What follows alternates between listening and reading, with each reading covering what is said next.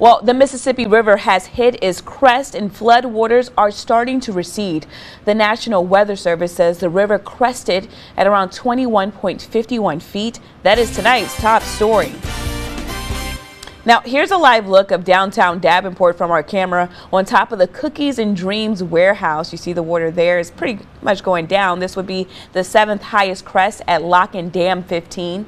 The area near River Drive in downtown Davenport getting hit the hardest in the Quad Cities.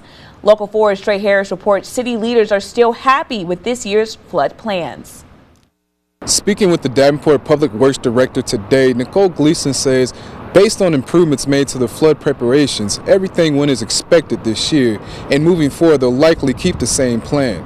Now, looking over the river to the Illinois side, there's a flood wall, which the Iowa side is missing, and Gleason says that will likely stay the same, as reports and community input from a study done a couple years ago indicate the Davenport community is not interested in the expensive price tag that would come with building a flood wall. Gleason says that wall would cost hundreds of millions of dollars to build.